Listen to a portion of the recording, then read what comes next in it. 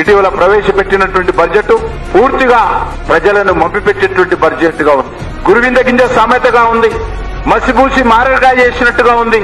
ఆ రోజు అనేక రకాలుగా ఈ ప్రభుత్వం ఈ రకంగా మేనిఫెస్టోలు ప్రకటించి ప్రతి ఓటర్కు పంపించడం జరిగింది. మరి ఎక్కడ పోయిందని అడుగుతా ఉన్నాం. ఇచ్చినటువంటి హామీలు ఏవి కూడా ఈరోజు అమలు చేసేటువంటి పరిస్థితి లేదు. రైతులకు వెన్నుపోటు, యువతకు వెన్నుపోటు, మహిళలకు వెన్నుపోటు, బీసీలకు వెన్నుపోటు, మైనార్టీలకు వెన్నుపోటు, అన్ని రకాలుగా ఈరోజు మోసం చేయడం జరుగుతూ ఉంది.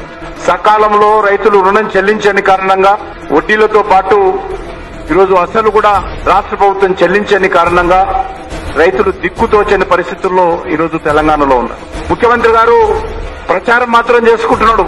కోట్ల రూపాయలు ఖర్చు పెట్టి లక్షల లీటర్ల పాలు వృధా చేస్తూ పాలాభిషేకం చేసుకుంటున్నాడు తప్ప గ్రామీణ ప్రాంతాల్లో రైతులకు అరకొర మాత్రమే లాభం జరిగిందనే విషయాన్ని మనం చేస్తా ఉన్నాం.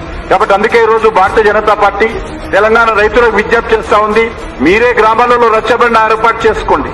మీ రచ్చబండలో ఎవరెవరికి అప్పులున్నాయి, ఎవరికి వచ్చింది, ఎవరికి రాలేదో వివరాలు తయారు చేసి పంపించాల్సిందిగా రాష్ట్ర రైతులందరినీ కోరుతా ఉన్నాను.